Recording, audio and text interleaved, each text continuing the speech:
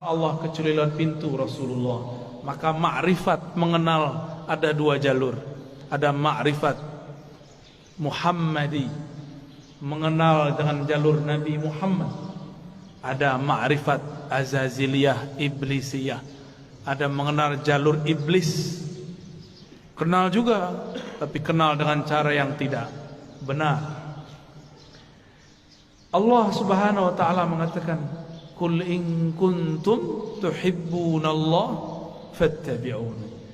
Katakanlah jika engkau betul cinta kepada Allah, maka ikutilah jalanku. Ikutilah aku. Ikuti Rasulullah sallallahu alaihi wasallam. Maka banyaklah kelompok yang mengaku dialah yang paling ikut Rasulullah sallallahu alaihi wasallam. Yang diikut bukan model baju. Yang diikut akhlak yang punya baju. Kalau model baju berubah-ubah per zaman. Ini bajunya kurang sunnah nih sebagiannya. Rasulullah itu suka pakai baju impor. Percaya tak? Baca Sahih Bukhari. Rasulullah selalu pakai baju dari luar negeri. Dari Bahrain. Beliau tinggal di Madinah. Dari Persia, dari Romawi, dari Yaman, dari Mesir, dari Syam. Selalu memakai pakaian dari luar. Ada yang beliau beli, ada yang dibelikan. Tapi lebih banyak dibelikan orang, ya.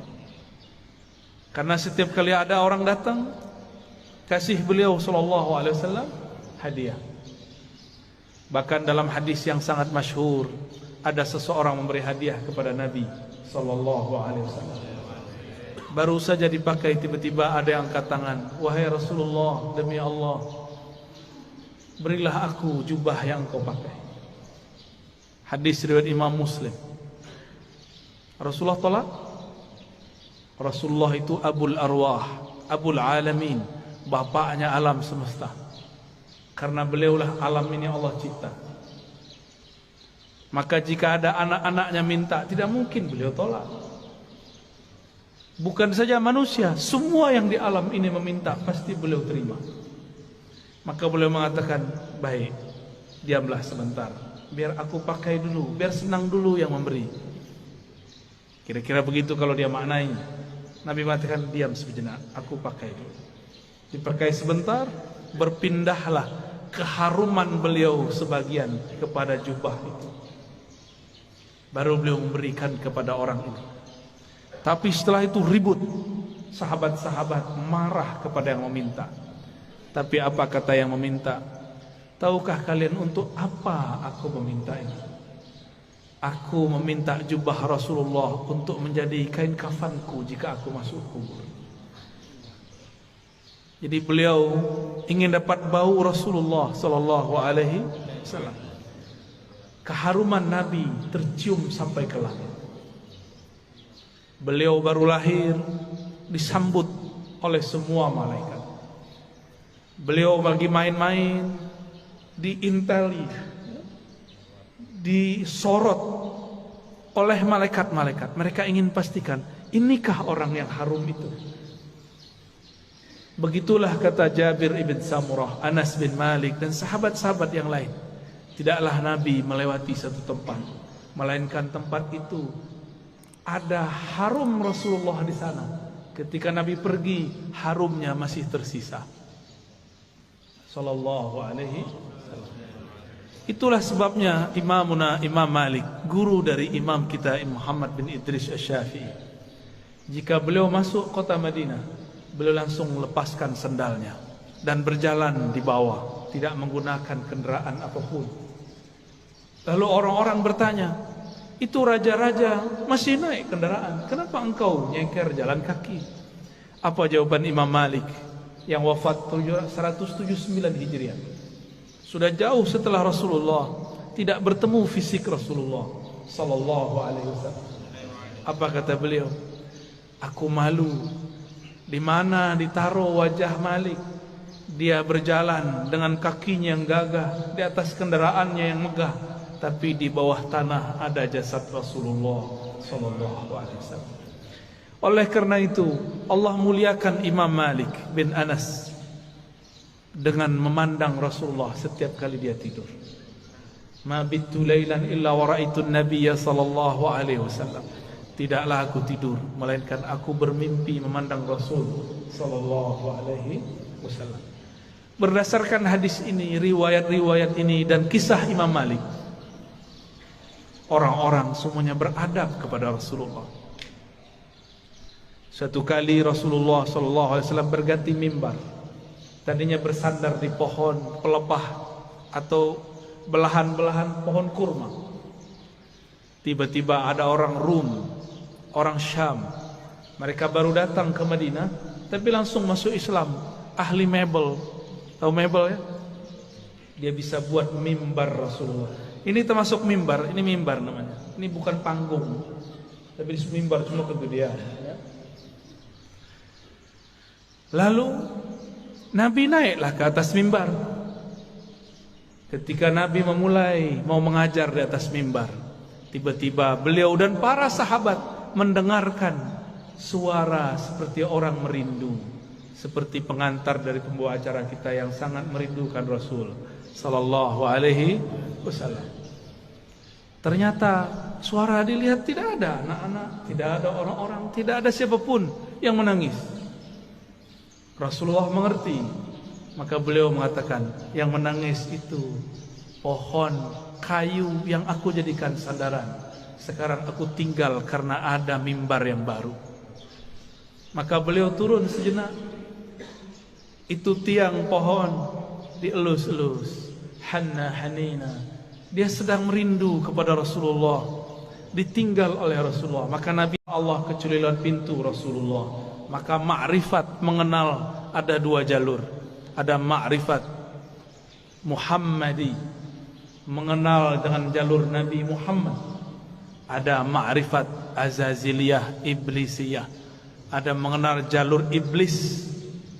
Kenal juga, tapi kenal dengan cara yang tidak benar. Allah Subhanahu wa taala mengatakan, "Qul in kuntum tuhibbunallah fattabi'uni." Katakanlah, jika engkau betul cinta kepada Allah, maka ikutilah jalanku, ikutilah aku, ikuti Rasulullah sallallahu alaihi wasallam. Maka banyaklah kelompok yang mengaku dialah yang paling ikut Rasulullah sallallahu alaihi wasallam. Yang diikut bukan model baju, yang diikut akhlak yang punya baju. Kalau model baju berubah-ubah per zaman. Ini bajunya kurang sunnah nih sebagiannya. Rasulullah itu suka pakai baju impor. Percaya tak?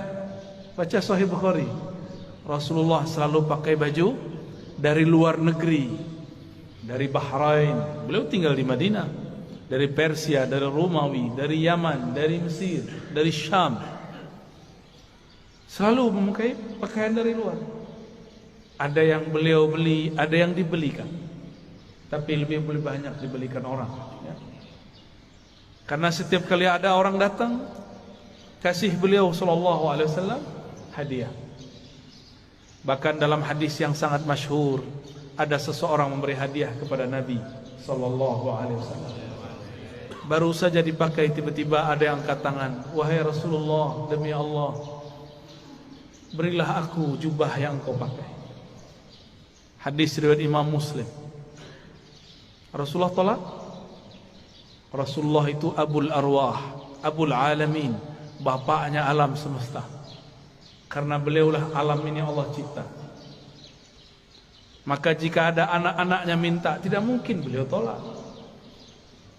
Bukan saja manusia, semua yang di alam ini meminta, pasti beliau terima. Maka beliau mengatakan, "Baik, diamlah sebentar, biar aku pakai dulu, biar senang dulu yang memberi." Kira-kira begitu kalau dia maknai. Nabi mengatakan, "Diam sejenak, aku pakai dulu." Dipakai sebentar, berpindahlah keharuman beliau sebagian kepada jubah itu. Baru beliau memberikan kepada orang itu. Tapi setelah itu ribut. Sahabat-sahabat marah kepada yang meminta. Tapi apa kata yang meminta? "Tahukah kalian untuk apa aku meminta ini?" Aku meminta jubah Rasulullah untuk menjadi kain kafanku jika aku masuk kubur. Jadi beliau ingin dapat bau Rasulullah sallallahu alaihi wasallam. Keharuman Nabi tercium sampai ke langit. Beliau baru lahir disambut oleh semua malaikat. Beliau lagi main-main diinteli, disorot oleh malaikat-malaikat. Mereka ingin pastikan, inikah orang yang harum itu? Begitulah kata Jabir ibn Samurah, Anas bin Malik dan sahabat-sahabat yang lain. Tidaklah Nabi melewati satu tempat, melainkan tempat itu ada harum Rasulullah di sana. Ketika Nabi pergi, harumnya masih tersisa. Sallallahu alaihi wasallam.